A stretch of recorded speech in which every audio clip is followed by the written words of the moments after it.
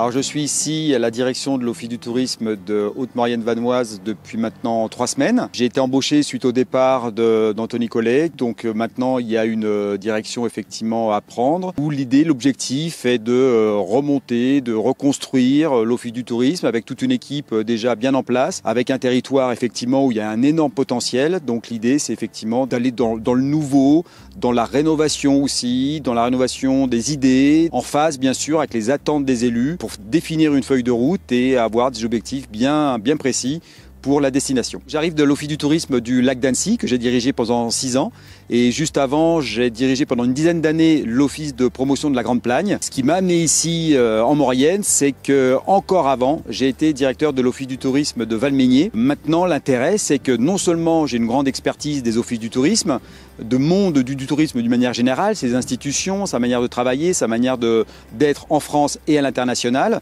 Je connais bien sûr les infrastructures, les institutions et comment ils fonctionnent. Donc c'est l'intérêt maintenant de travailler, d'être agile très rapidement, de répondre très rapidement à la demande des élus, de travailler sur un office du tourisme du futur en gros. C'est une communication un petit peu différente, c'est une commercialisation un peu plus pointue également, une communication digitale, une communication sur les réseaux qui doit se travailler également peut-être différemment. Donc voilà, c'est toute une politique qui va se développer sur les mois à venir. Alors il faut savoir que la destination Haute-Maurienne vanoise s'attache très fort à ouvrir ses ailes de saison, à ouvrir dès mi-juin jusqu'à mi-septembre et donc on va proposer un programme d'animation bien sûr pendant toutes ces périodes-là et aussi ouvrir d'une manière assez forte la saison tout début juillet avec un festival d'escalade qui aura lieu à Ossois et qui va être un événement assez exceptionnel et nouveau d'ailleurs sur notre destination. Alors bien sûr beaucoup d'animations vont ponctuer tout l'été, le programme est largement en cours, il est en cours et même d'ailleurs en cours de finition. On va avoir des événements sportifs, des événements culturels. Événements sportifs, on va avoir la Transmaurienne,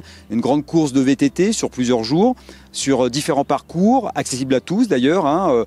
Et cette année, exceptionnellement, on aura d'ailleurs une maxi transmaurienne qui va aller au-delà des 100 km, donc qui est pour les aguerris, bien entendu, pour les sportifs. Mais ce qui est intéressant, c'est de voir qu'il y en a vraiment pour tout le monde et ça peut générer de séjours assez intéressants, sachant qu'en plus l'offre autour du VTT, avec ses sentiers, est assez séduisante sur le territoire de Haute-Maurienne vanoise. On a également le trail, tout en restant dans l'outdoor, dans les sports d'activité de plein air. Le trail également, il y a pas mal de sentiers qui sont sur l'ensemble du territoire. Et nous avons l'EDF Sunny Tour qui aura lieu début août, où là également sont proposés des parcours familiaux pour les enfants, mais également ça va du 10 jusqu'aux 80 km. Donc c'est vraiment pour toutes les personnes, pour tous les programmes. Il y en aura pour tous durant tout un week-end très sportif début août pour le trail et la course à pied. Ensuite, on a plus d'un programme culturel. On a notamment 2 exemples flagrants que sont le Festival de l'Écho, un festival musical qui a lieu au hameau de l'Écho, au-dessus de Bonneval-sur-Arc, donc un endroit déjà magnifique, qui se prête extrêmement bien à l'écoute de différents types de musique. On peut avoir du rap, on peut avoir de la pop, il va y avoir vraiment des concerts assez sympathiques à aller découvrir le soir, en journée.